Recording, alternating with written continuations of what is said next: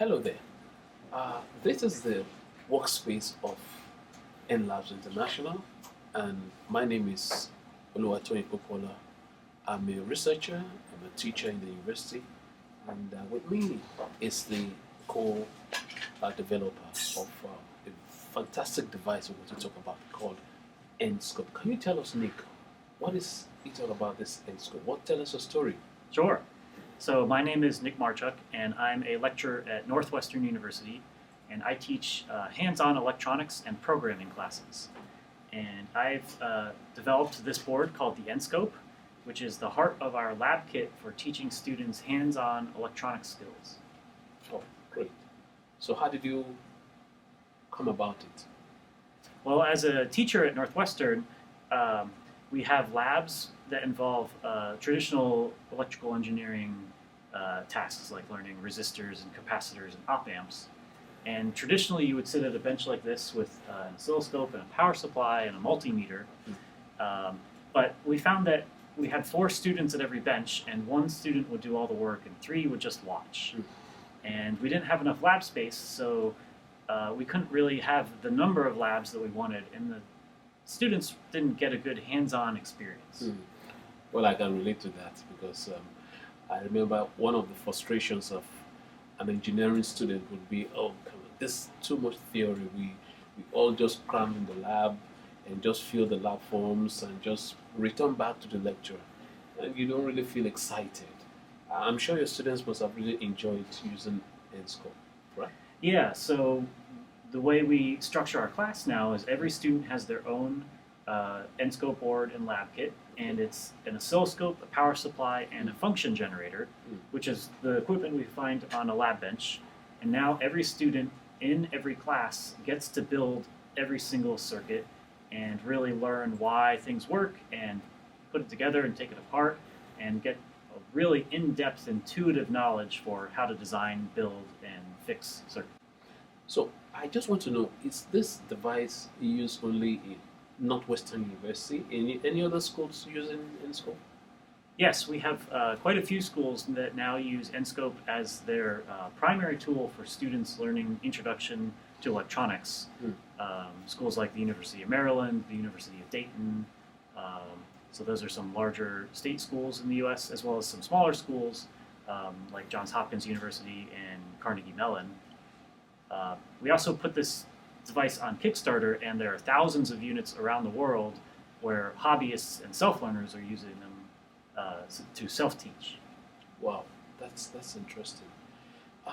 So one challenge a lot of people have with teaching devices and laboratory equipment, especially in developing countries, is that there's not enough budget for it. So the cost of acquisition is so high, and that is why many of the labs may not have all the kind of equipment that is required. How much do you think a student will need to put together to get nScope, or what is your experience like? Right, we specifically designed this board to be very affordable, around the price of a textbook.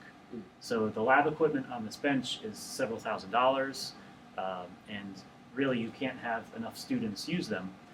This equipment doesn't have the same capabilities as the lab bench. It has maybe 75% of that capability, but most students in their first introductory class, this is all they'll ever need.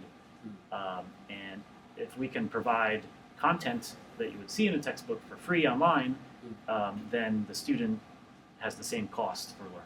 Wow, that's interesting. That means we can have quality education across the board. I mean, you don't have to have a lot of money or very equipped laboratory for you to learn the basics and even the advanced to some extent. You said this has like 75% of what this big Right. equipment can do. And in addition, just like now we would expect every student to have a laptop and a calculator, if every student has this their first year, in future classes you can expect that they'll still have it, and it's equipment that they can take with them and use in several classes. So it's not a single use in a single class. It becomes a tool that they can use throughout their education.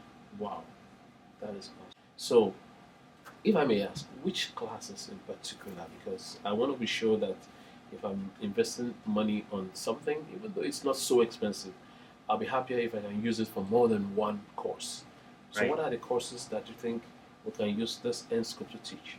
So the obvious classes are the introduction to circuits that you would find in mechanical engineering, electrical engineering, and biomedical engineering.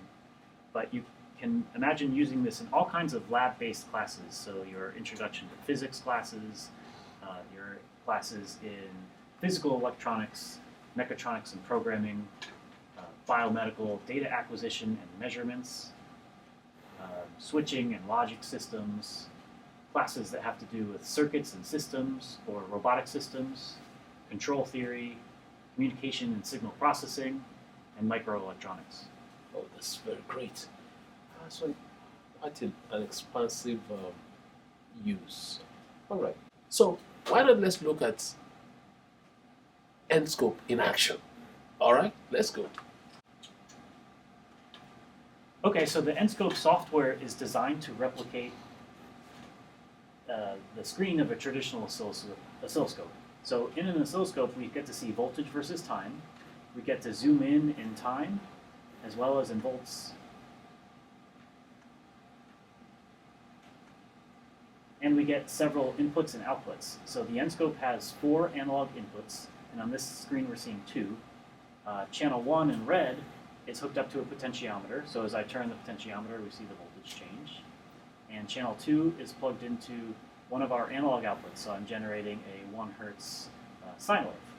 So we can have 4 analog inputs, and we can have 2 analog outputs, sine or triangle waves, and 2 pulse outputs, so that's PWM. You get to choose the duty cycle and the frequency of a square wave.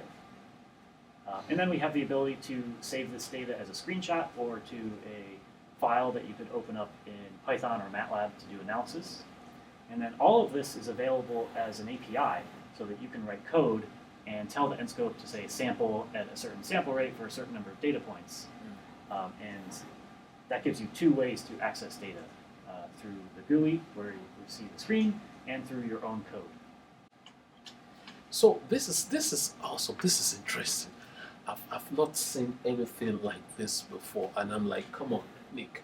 I want every student in my university, especially in the Faculty of Engineering or in Physics department, I want them to get on this, and everybody carries their own lab just in their backpack. And ladies and gentlemen, I want to suggest very strongly to you that you take a look at this device, and if you want to look at it very well, you go to the Facebook page on the screen. Go to that screen and just like us on Facebook, and go to the website. The website is there, and just fill in the pre-order form, because if you want it, very soon it's going to be available in your area, and you want to be the first to know about it, the first to be told that it's now available. So just fill your information there, and you will sure be communicated. Thank you very much. Yeah. Thank you, Nick. Thank you.